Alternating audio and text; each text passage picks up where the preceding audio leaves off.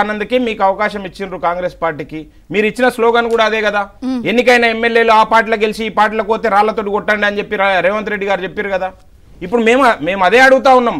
మీరు వారు తప్పు చేసిండ్రని చెప్పి మీకు ఓట్లు వేసిండ్రు అధికారం ఇచ్చిర్రు అవకాశం ఇచ్చిర్రు మీరు మళ్ళీ అదే తప్పు చేస్తే మరి ఏ రాయి అయితే ఏముంది ఆ రాయితోటి పనులు రాలగొట్టుకుంటుంటారు కదా రాష్ట్రంలో ఇంత గట్టిగా ప్రశ్నిస్తున్నారు కదా ఉన్న ప్రభుత్వాలను కూడా కూలగొట్టి చేసిన మహేష్ గారు మీరు చెప్పండి మీరు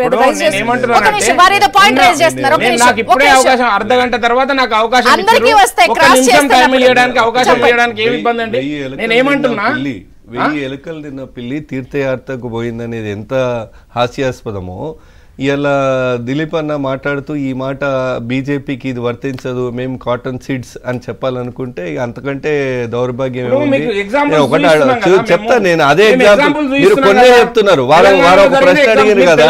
రాజ్యసభ సభ్యులను చిరంజీవి చౌదరి గారిని సీఎం రమేష్ గారిని చేసుకున్నారు రిజైన్ దాంతో పాటు నేనేం చెప్తున్నాను మహారాష్ట్రలో ఏం చేసినారు మహారాష్ట్రలో ఎవరు రిజైన్ చేశారు ఎవరేం చేసినారు ఎవరు కాంగ్రెస్ పార్టీ బీజేపీ అభ్యర్థి మహారాష్ట్రలో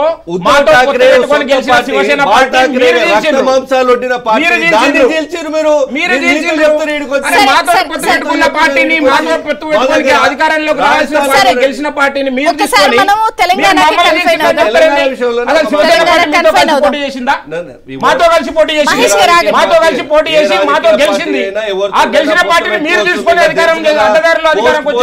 మీరు అడ్డదారుల అధికారం వచ్చి మమ్మల్ని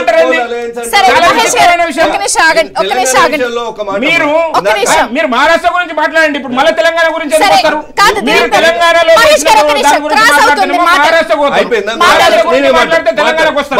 ఎందుకు మాట్లాడతారు మీరు మహారాష్ట్రలో జరిగిన ఎన్నికలు ఎవరితో పొత్తు ఏంటంటే ప్రీ పోల్ అలయన్స్ అని ఉంటది ఎన్నికల ముందు చేసుకునే పొత్తులు పోస్ట్ పోల్ అలయన్స్ అని ఉంటది ఎన్నికల తర్వాత చేసుకునే పొత్తులు ఈ మాత్రం తెలియకపోతే నేనేం చెప్పాలి